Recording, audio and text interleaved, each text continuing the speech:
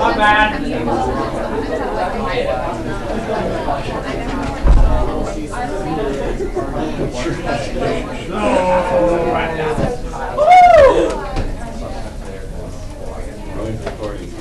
Okay, look up, please. Okay, does anyone come to class? You should never just show up for class and then flip through your homework and say, oh yeah, I gotta ask this one. You really should be prepared. That's what they'll expect in these sort of college level course. So anyone prepared to ask a specific question about a specific homework problem? Okay, on number 2, how does the ln fit into the answer? So I'll kind of just go through the earlier steps just so you can see.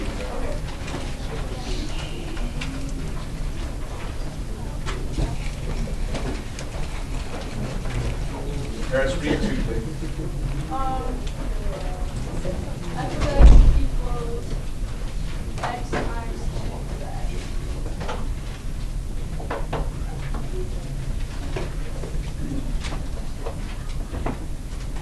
So you start by using the product rule.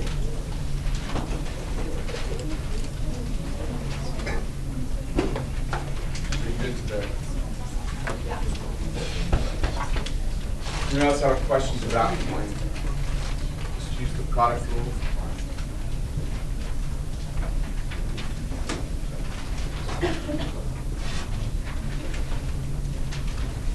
It's right here, Harris. We have to use the exponential rule for this one. So the exponential rule says the derivative of 2 to the something becomes the natural log of 2 multiplied by 2 to the something d over dx of that same something. So that's where the natural log of 2 showed up. So wait. What rule? What rule? The power rule? Exponential rule. Sorry. So from this in green there became this in green using the exponential rule. Harris? Good. Okay. Last step would be to factor.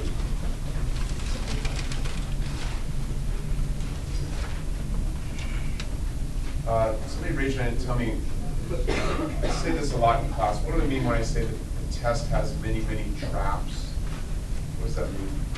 Please. They will like point out things that are common mistakes and then go for that. Yeah, very good. So if I'm working a problem like this, 3 for Lexi, here's a trap I can guarantee you will be on the test.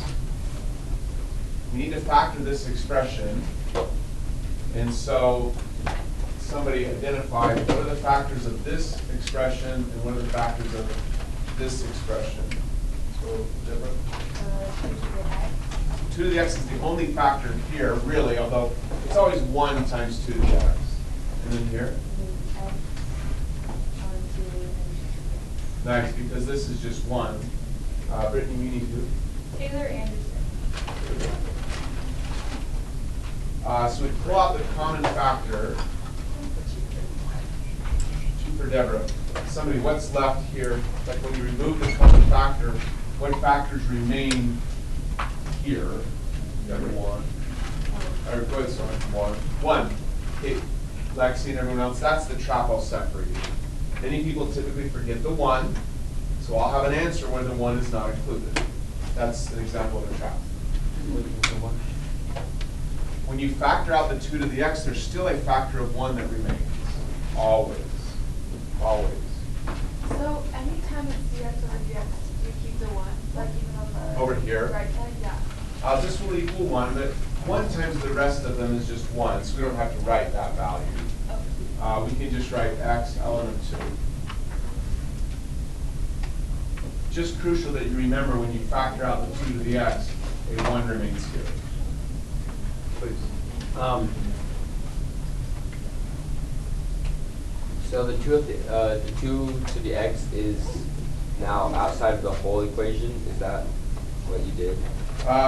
What I did is I had an expression added to an expression, and by factoring, now what I have is an expression, Oh, okay. no worries, an expression multiplied by an expression. On the AB test, would they accept on the written portion the unfactored portion? Acceptable answers would be for the written portion. This is acceptable, and also you could have written this.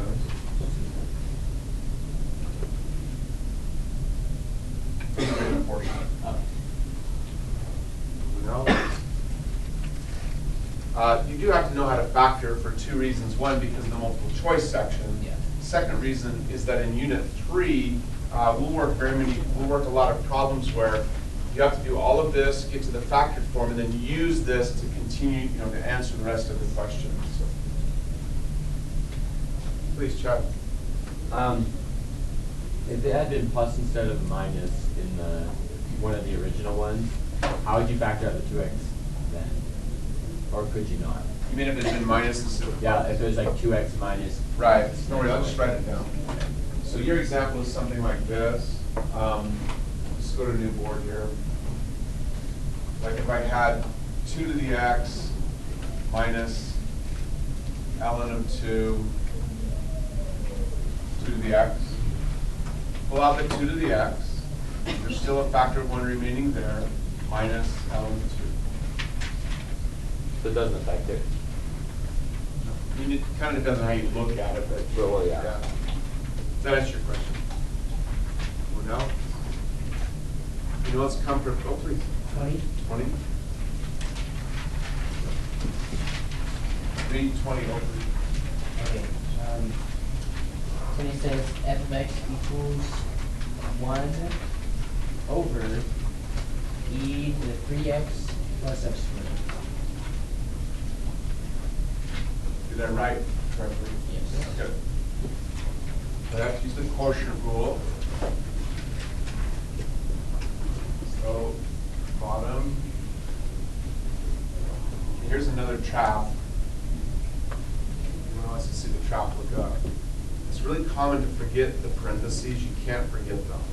It's the entire bottom, and because the bottom is 2 terms being added, I have to have parentheses. Derivative of the top.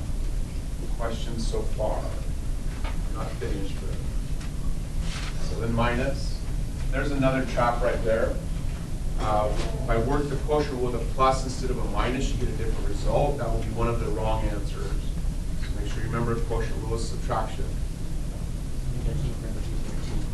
Yes, because I've got to take the entire, split it at the top now. Yeah, this one I don't really need the parentheses, but it's easier to write them, so. And then d of e to the 3x plus x squared. And then all over e to the 3x plus x squared, all squared. Okay, when you come back from fall break, I'm going to do one of those days where I walk through the class and pay a large ticket bonus for having the correct notation. So everyone look at me.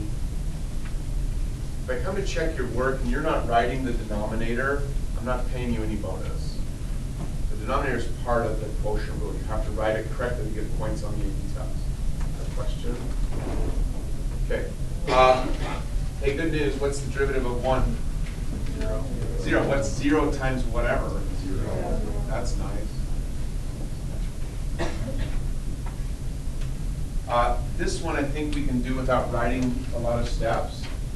So I've got 2 things being added, so I can do the derivatives separately. The derivative of e to the something is simply e to the something. Be caution though. 1 second, Braden. Whenever I see minus and I'm not sure what's coming next, I would put a parenthesis. Okay, if you see minus, you're not sure what comes next, just put a parenthesis, it will prevent a mistake. So I've got e to the something multiplied by the derivative of that something. Let's pause there for a second. This is going to be plus something else, but Braden. So when you're doing this whole problem, do you have to do divided by that denominator for every single step, or can you just put it in the answer? You need to do it for every single step. Okay. As you get better and better, there's fewer lines that you have to write, but you need to write it. Okay. I get that it's a pain, but anybody else? Please. What rule is what the one that you guys use? Good. So what I did, Heidi, is in my head I did the add subtract rule. Yeah. Treat these separately. Okay with that? Uh-huh. Good. So then the derivative of this, so this part in blue, is right here. So I've only done the E rule so far. Okay, so You that's see the it. E rule that you put. Hmm? The E rule is easy to remember because it's the derivative of e to the something is simply e to that something multiplied by d over dx of the something. Okay, With me? yeah. Good. Then you know this one. What's the derivative of x squared? Heidi? 2x. Bring down the 2x. And when we finish with that part, we just put the denominator back on.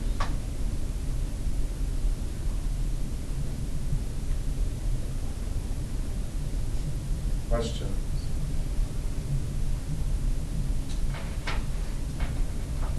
Cool.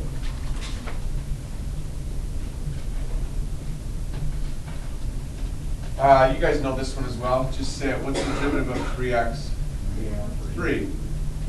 So now I have 0 minus means this is negative. I have 3 e to the 3x plus 2x all divided by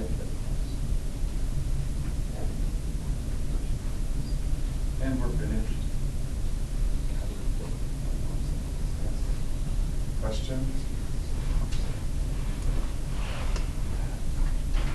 We need more detail and we need, please. Number 14. 14. Anybody else need help here?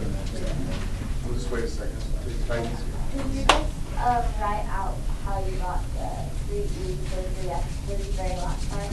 So right here. Yeah. Let me say it. If it's not good enough saying, I'll write one. Just make sure. Okay.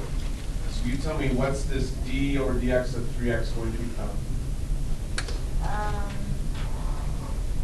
You just bring out the. Bring out the 3. What's left is dx over dx. Which cancels out to 1, so then that's like out. So that's just 3.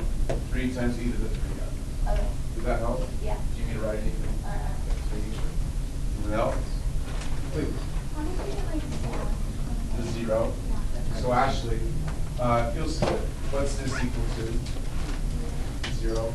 0 multiplied by whatever this is, the whole thing will become 0. That's all. Good question. Anyone else? Which one, Jeff? 14, so it's 17 e to the x Hold on over a second. Okay, 14. So y equal f next equal? 17 e to the x. Oh, there's something equal something. Oh, sorry, f of x. There we go. Sorry. Yeah, I can't do math without an equation. Yeah. So it's 17 e to the x over 2.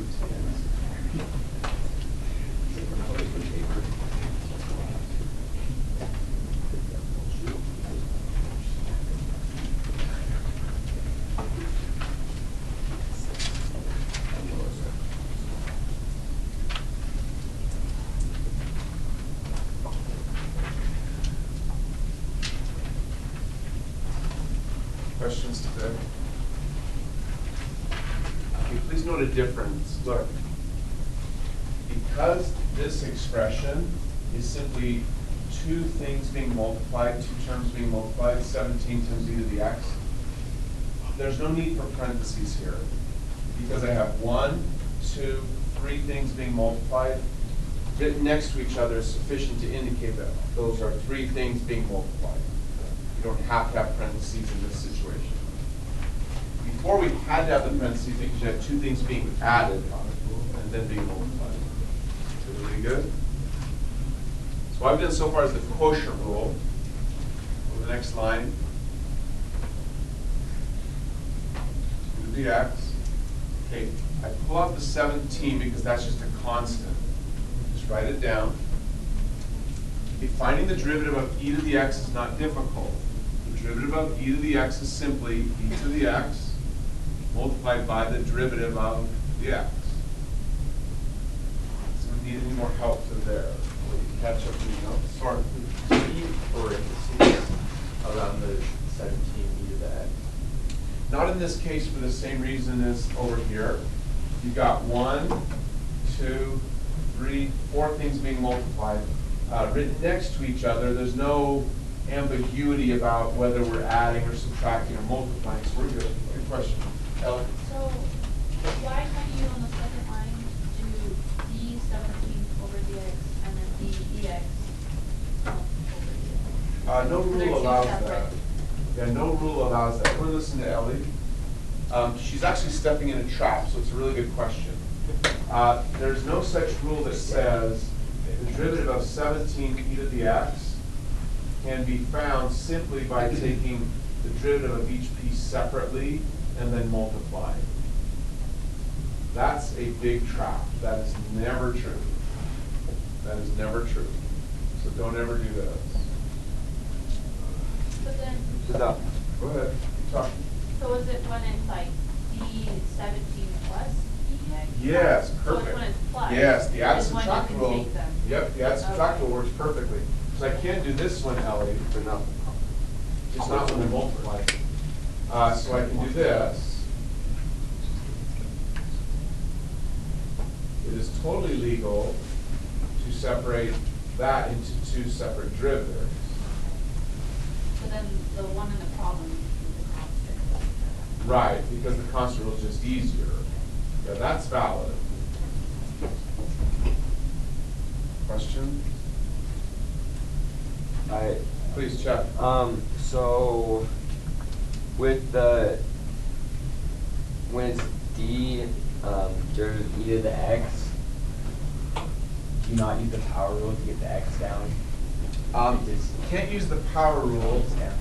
Here's why. Hold on a second. Or would it be like? You have to Oh, use would it be the exponential? It's the E rule. Oh, I didn't see that one. Did you see it? That makes more sense. Anybody else? Okay, cool. Next part. So this is 17 e to the x. Now the exponential rule. 2 to the x, derivative of that is natural log of 2, multiplied by 2 to the x, d over dx of the x.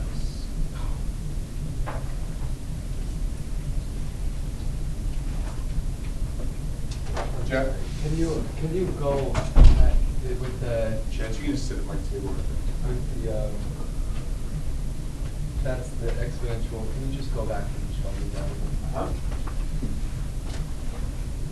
So right here, this in brown,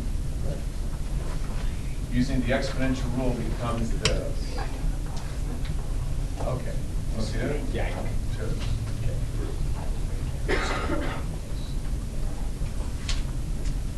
Anything else? Please, Chuck. Just on the sorry, I'm not in my impression, but with the 17 e to the x natural log of 2, how many on that side of the equation would there be 4 factors? Like Well 4? done. Well done. Or just 17 e to the x, natural log of 2, 2 to the x, and the ever-present y. Yeah, yeah. You don't have to count that one. okay. I was Go on. just making sure. Anybody else? Yeah, a really good way to learn is to just keep making sure, so you can ask that anytime you want, Chuck. Anybody else? Can I walk you through the next step? Huh? Go ahead. So you have 2 to the x and 17 and dx that are both on both sides. Can we take all 3 of those? Yes, so the word there is they are common factors. Yeah. So we can pull out all of the common factors. Okay, so we have 2 power of x 2 to the x. times 17 times e to the x. Good. And here's the trap that occurs a lot. What factor remains here, Ellie? 1 1. Keep going. minus ln 2. That's it. Perfect. Where did that 1 come from in the front? Is that just from the dx over From dx? here? Yeah. The quick answer is this, Landon. We're doing distribution backwards. Yeah. Okay. So if we were to distribute, we would take all of this, multiplied by 1, and we get what we had before. Okay. If we don't have the 1 here, this doesn't Oh, appear yeah, here. yeah. Does that make sense? Yeah, it has to be equal. Everything's got to be equal. Does that help? Yeah. Good. Anybody else?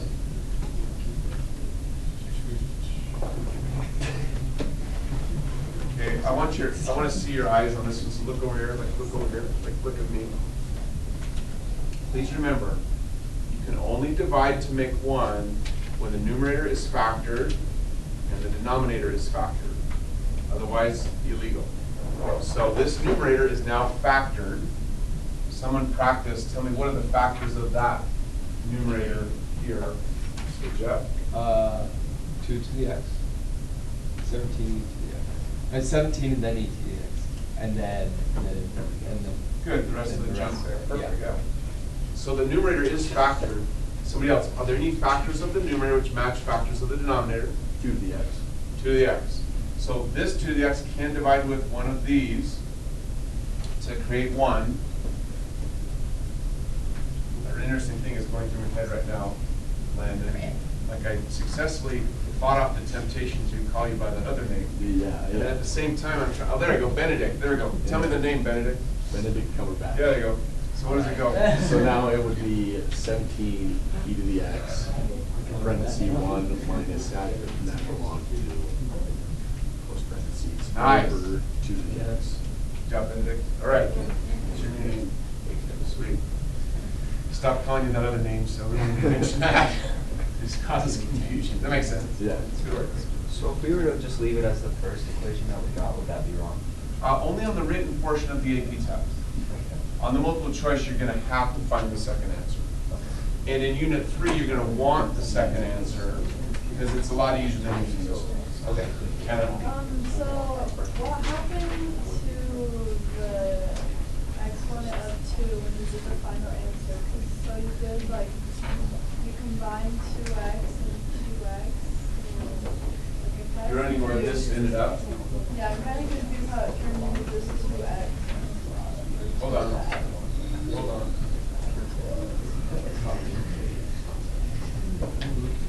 Gotta hate the machine sometimes. You should just fix this. I wish I could. Probably could. Why does it not just take the bottom? How dumb is this? Like, look at that. Most refuses to think of that as one thing. Hannah, look. Hannah, look close. There's a step that belongs in between. Ready? Here's the step I didn't write. I'm going to rewrite this fraction in another way. I'm going to write 2 to the x divided by 2 to the x, all multiplied by 17 e to the x, 1 minus ln of 2, all divided by 2 to the x. Now, if you're not, just say you're not, but are you comfortable that math is all about maintaining equality? Are you comfortable that this is exactly the same as this? Because the way we multiply fractions is we say top times top, bottom times bottom. Got it? What's this the same as? 1. That's where it went. So, does that help? Good. Now, please. You only factor that out when the top is completely factored, though, correct? Yep. Top must be in factored form, bottom must be in factored form, then you're allowed to basically make this step mentally, and then get to here. It's perfect, guys. Please. 21. Read one.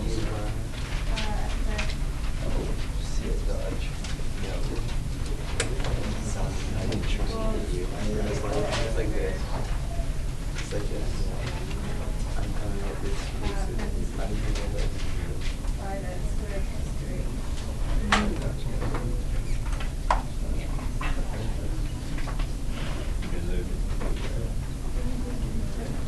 Okay, trap again. Make sure that you're placing the 5x plus 3 in parentheses because it's 2 things being added. Without the parentheses, you will step in a trap. You say that one more time. The product rule requires that I take the entire second function, all of it, multiplied by the derivative of the first function. Yeah. So because these 2 terms are being added, if I don't have the parentheses, chat, it will look like only the 3 is multiplying. Okay. Does that make sense? Yeah. Good question. Anyone else? So we say plus.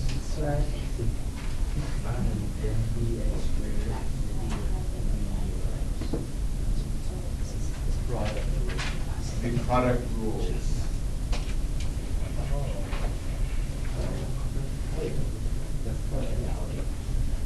Question?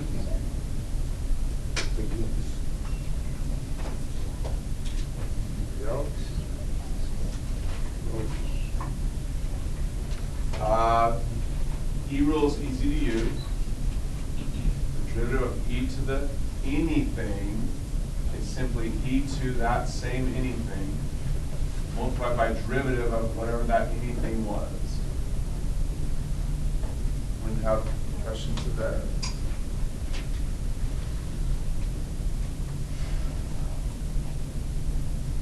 Cool. Do you now add and subtract from the other side? Yes, and we have been given permission to do the add subtract mentally Yes. without writing.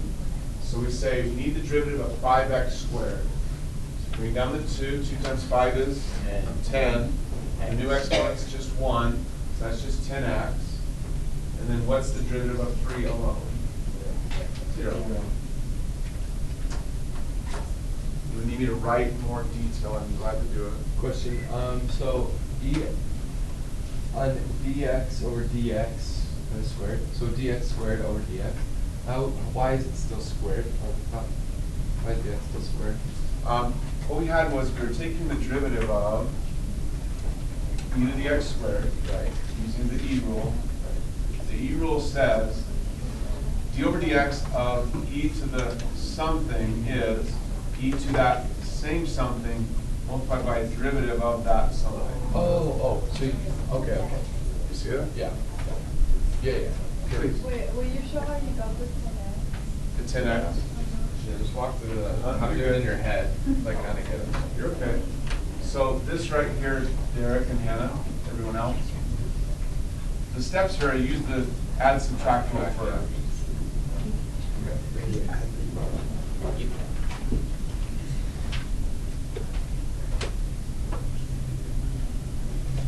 Did that step make sense so far?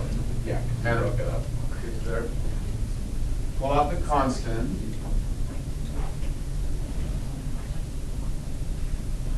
The derivative of 3 is just 0. Let me do the. Bring down the 2, x, 2 minus 1.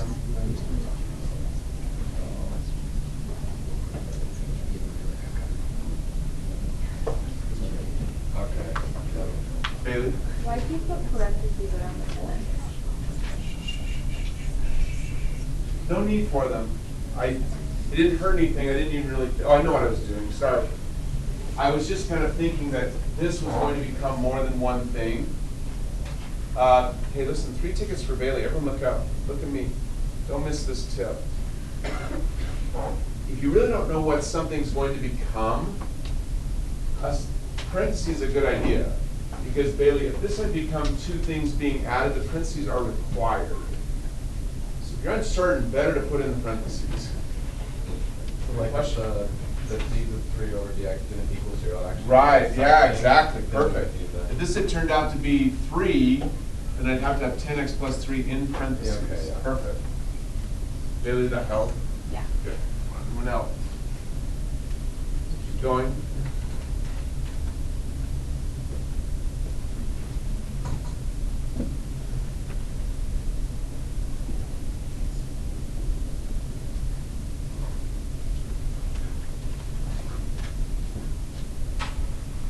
Derivative of x squared is what to say? 2x. And then as Bailey said, we don't really need those parentheses now. So time to factor. Someone identify the factors of the 2 expressions. Right? Well, just 2.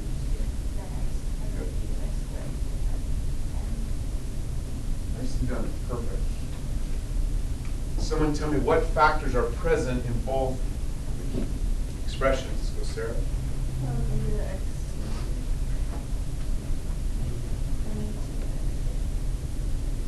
Someone else tell me what factor remains after we pull out the common factors, right? So the beginning part in the parentheses, so 5x squared plus 3. 1. You have the 1. And then 5. Good job. Another question.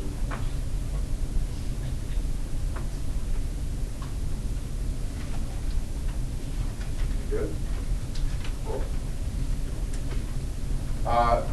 Time to look at the board. Make sure you're looking at this. Everyone look up. Make sure you're looking at this. You note, it's a set of parentheses, but there's nothing operating on those parentheses. For example, there's no number here, or here, or here. So there's no indication that anything is operating on those parentheses. Therefore, they're not needed. So all we have is 5x squared plus 3 plus 5, which is the same thing as, somebody said, get that out here. 5x squared plus 8. 5x squared plus 8.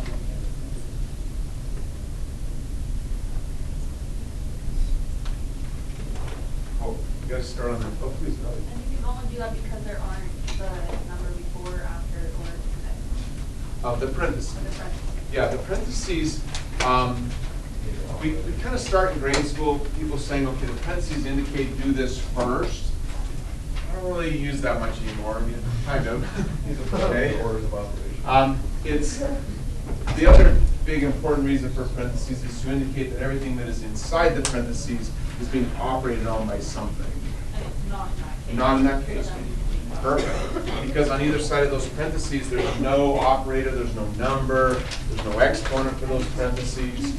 So those parentheses are not needed anymore. Any questions? Again, I will be sending out, I'll kind of send a text reminder, but I'm going to be checking for notation on this assignment and paying a pretty good hefty amount of tickets for good notation. On the yellow assignment, yes. We don't. So the pink assignment is done. If you have more questions, you can always check on my website. I try to kind of capture all the questions from A1 and A2 at least, and sometimes even A4. Post those so you can look at them if you need to. You just do that.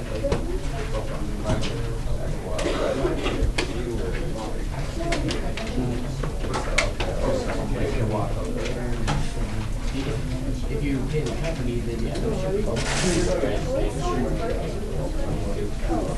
It's only just.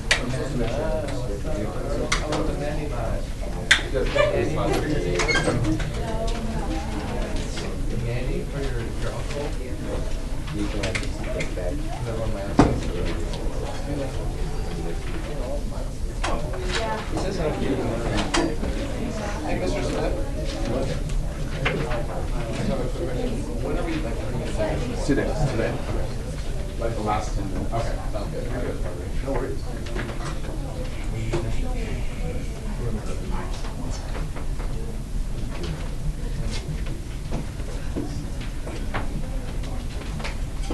If you want to note this in your calendar, the test for Unit 2 will be on Wednesday, November 2nd.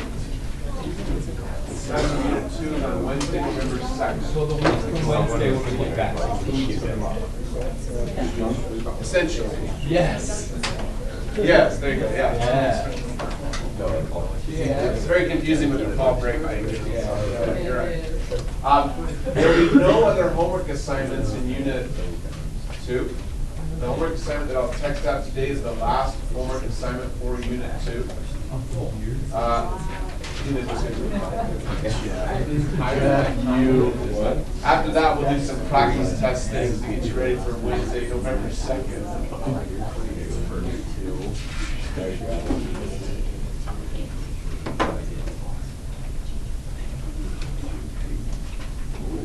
So to give you some more examples here.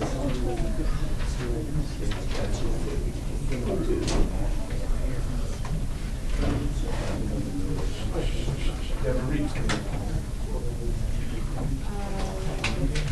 4x equals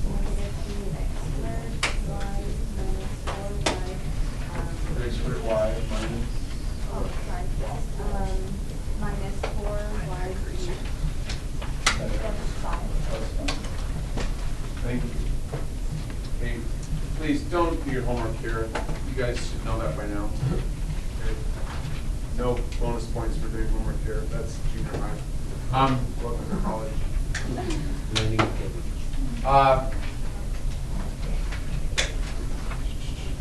No offense to all those who graduate from high school, but I have to be honest. When I graduated from high school, I felt like I had not really accomplished anything. I simply, basically, in my opinion, you show up for high school, you graduated. College meant something. Yeah, you pass a college class, you get a good grade in a college class, it means something. So, okay, there's something different about this particular problem versus all the other problems we've done in Unit 2. Hand, please. You can tell me something different. Lexi. It's a 4x equals instead of y equals. Nicely done. Look. 4x equals instead of y equals. Every other problem you've done is like y equals. Landon, please. I was gonna say the other difference is you have x's and y's. Nicely said. Embedded here, every other problem we've solved, just x's. Now we've got x and y together. Can we just separate the y and x on the other side of the equal sign? Okay, everyone listen to Oakley. Like, look over here, look over here. You don't want to miss this tip. I'm a fool. No. I'm calling me genius. Listen. Okay, your intuition is perfect. Your intuition is perfect. It seems logical, and it really is. To say, hey, let's get y equal alone, and then we can just do what we've always done. This is a warning. Listen, don't ever do that for this class. Okay? No, I never did that. Your intuition is perfect, though. It really is. It's the right thought. But I can tell you from experience, so this is where my experience helps you. I can tell you from experience that when this situation occurs, and there are x's and y's on both sides, you don't want to try and get y alone. It's often difficult, if not impossible. Even if you could get y alone, it makes the problem a lot harder. Okay, so but your idea really made sense. Anything else? Good. So what we're doing is called implicit differentiation, where we don't worry about getting the y alone. Okay, when y is alone by itself, it's explicit differentiation. The terms aren't very important. I've never seen those terms used on the AP test much. But we basically start exactly the same way. We take the derivative of both sides. So here we go. Write this down, please. So dx of 4x over dx of negative 3x squared y minus 4y cubed plus 5. So it starts exactly the same way. I'll let you get caught up. We apply exactly the same rules as before. So just say it out loud. What's the derivative of 4x? 4. Here we must use the add subtract rule first. And because it's more complicated, I'm going to actually write it out versus just trying to do it in my head.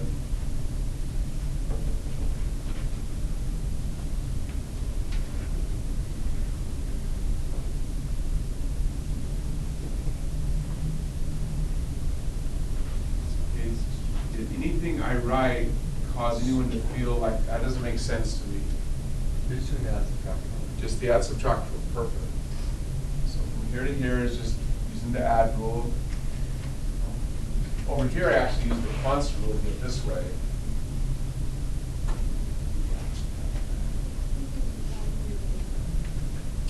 Please. Yeah. Or can you just write 0? Is that you're asking? If you want to write 0, I'm okay with that. Please, Deborah. So, because 4y cubed is negative, just make that. The negative here. Yeah. Yeah, you can put the negative here, or you can write negative 4y cubed and put a positive. Either way is fine. I prefer this way mostly because it matches up with some problems you kind of see in the future. So, please. So did you do the add subtraction twice? I didn't answer that. Or did you do it with the big two parts and then you split the second part into the add subtract rule again? Oh, thank you. No, it's just that the add subtract rule on the blue sheet only shows the derivative of two things being added. But you can do it. with Yes, the one. rule applies to as many things as you want. Okay. Does that make sense? Yeah. Good question. It's a really good question, right? Anyone else? Great. No, just get rid of it. Okay. Next line. 4 equals. Okay, look here, please. Look here. Look at what I'm circling. See, that's kind of messy. Negative 3x squared y. I find it easiest to treat that as two functions being multiplied. Negative 3x squared and y. So I'm going to treat it as two functions being multiplied. I'll use the product rule. So I take the second function, which is y, and multiply by derivative of the first. Plus first function, negative 3x squared, multiplied by derivative of the second. Pause right there, let you catch up. Please, Chuck. In that case, could we have put like any two factors in that together, like negative 3y or something like that? You can actually. You could think of it as one function being negative 3y and the other function being x squared. Okay. Totally legal. I'll probably just always do this out of convenience, Yeah. but totally legal. Okay. Yes. Deborah, please. Around which two things? Like all of it here? Really good question. The only reason I wouldn't put parentheses here and here is there's nothing prior to the parentheses. And so there's nothing really operating on this. If it were following something else, it would probably be a good idea. Because in general, Deborah, whenever one term becomes two terms, parentheses are often required. Very good. Simply because it's the leading term identity. Good question. Please. So this whole parenthesis thing, is it bad to use them if they're not needed? No, it doesn't hurt So, like, anything. just if you don't know. It's actually safer. It's actually safer. Yeah. Okay, yeah. You won't hurt. You won't go wrong by putting them where they aren't needed, but you can go wrong certainly by forgetting them. Yeah. And then it's just what's going to happen, Derek, is later in the problem you'll reach a point where you say, okay, wait a minute, nothing's operating on When what's you inside, realize so I it. can just So drop when it. you're kind of, if Yeah. it needs it, just do it anyway, probably. Yeah, no, it's really smart. In fact, it might even be wise for me to do it, so you just kind of get used to seeing it. I don't know. Yeah. That's what I said to Deborah. One thing becoming two, it is safest to just put some But there's parentheses. nothing operating on it, so it doesn't. Perfect. No number here, no number here, no exponent. Perfect. Anyone else? Really good question. Okay, here's a new thing. Look up. Look here. Because this is y cubed, I'm going to use the constant rule this time. So I write minus, pull out the 4, then you're going to have dy cubed over dx. And Sarah already told us that d of 5 over dx is simply 0. Pause there. Questions? Awesome. So we have 4 equals. Okay, we need to work on this. This one we've done mentally without writing. 2 times negative 3 is, say it, negative 6. What is the new exponent going to be? 1.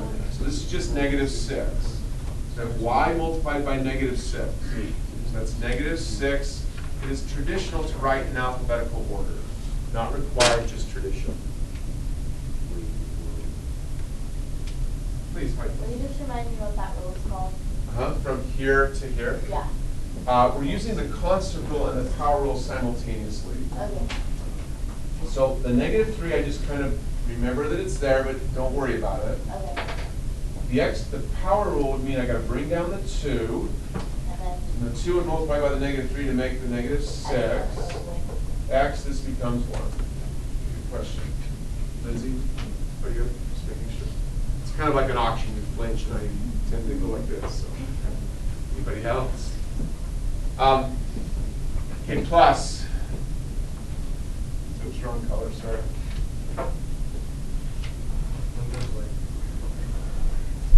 Okay.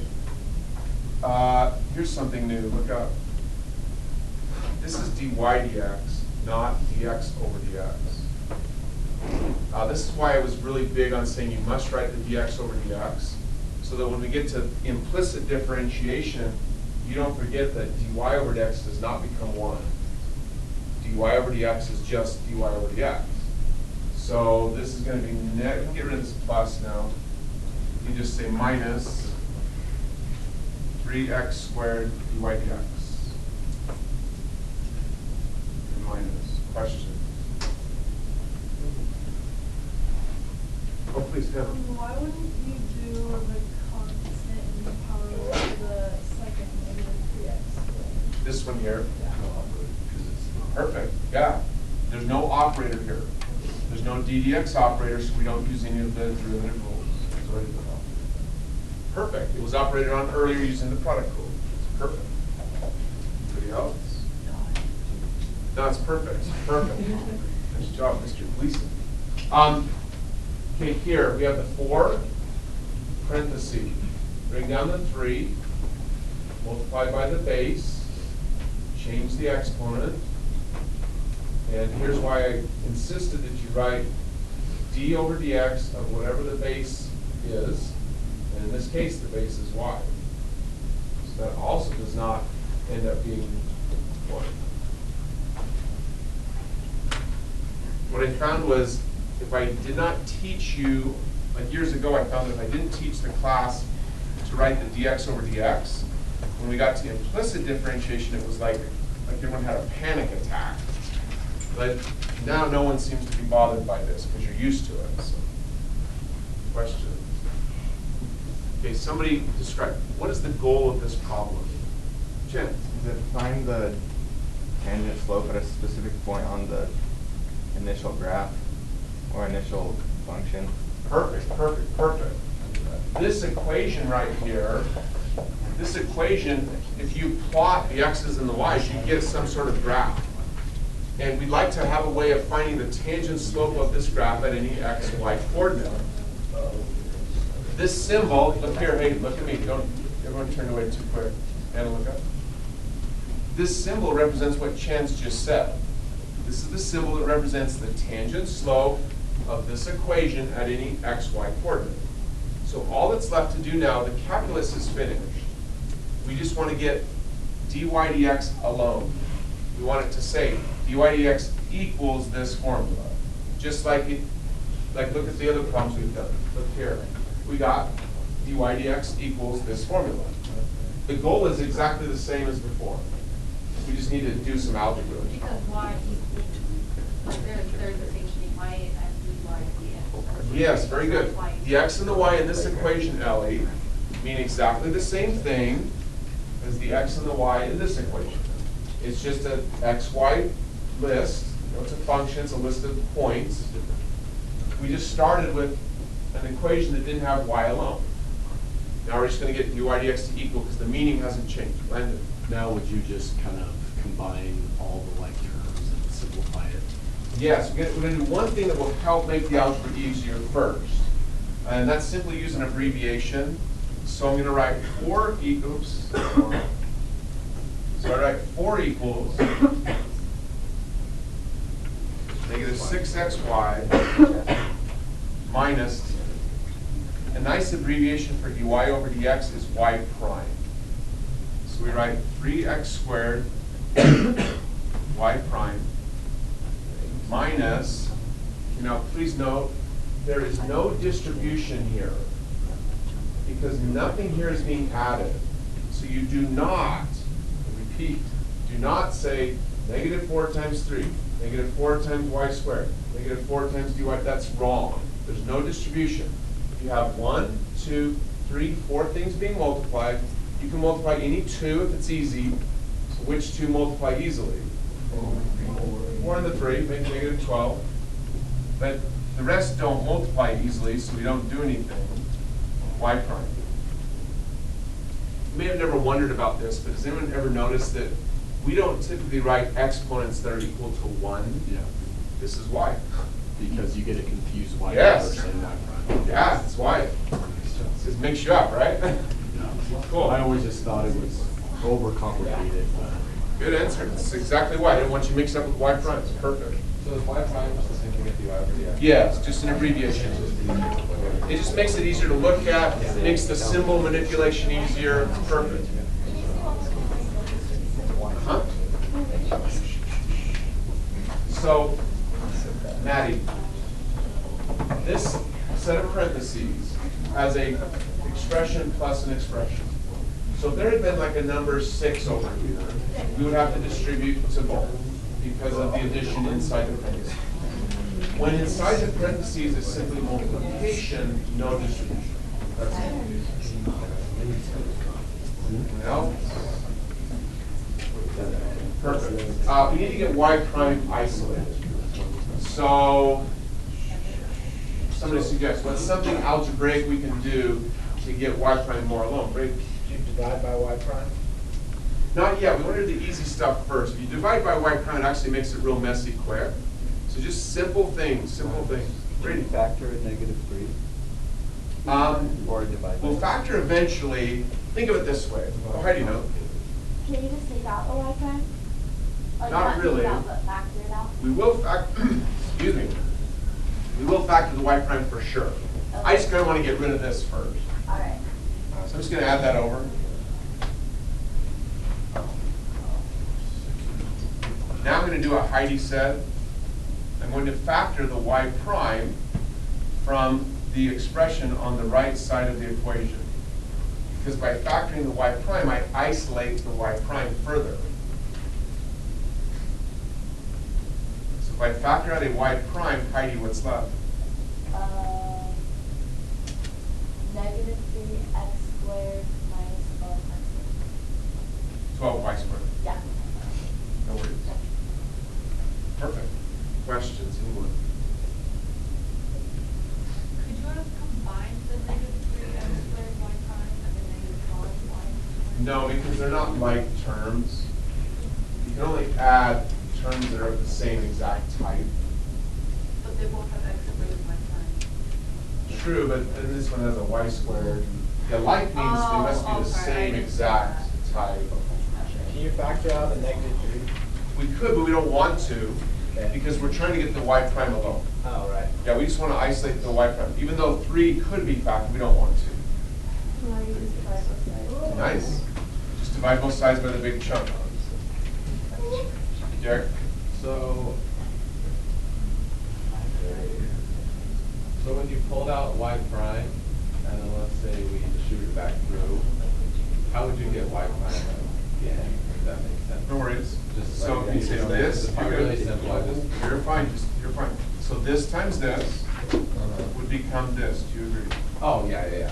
Okay, then that, okay. No, just keep asking. No. Hey, in my opinion, Derek, a big problem with math education in the United States is we just go too fast. Yeah. Like if we took the time, every single time you learn some new idea to just keep confirming, this is how it works, then you wouldn't have trouble. So just keep asking, it's fine. Anybody else? Everybody good to hear? So this is y prime. Hey, someone will answer this, please. What do I keep trying to tell you that the equal symbol really means? Say it louder. Same as. Same as. So Oakley, does it matter if I write this is the same as y prime, or I write y prime is the same as this? Doesn't matter. Good enough. And that'll be good enough for the. Absolutely. Because they know that equal means same as. So they don't, we're hiring a lawyer. Very good. I'm serious. Okay, now listen, I'm trying to do kind of a different example in different classes so that by the time I post these notes, there will be more than one example that you can kind of look at. Does that make sense? Because it kind of takes a long time to do them in class. So you have a different example than, say, A1 guy, but they'll be on the website. They may not get posted till tomorrow, that way we can get a few more class examples. Okay,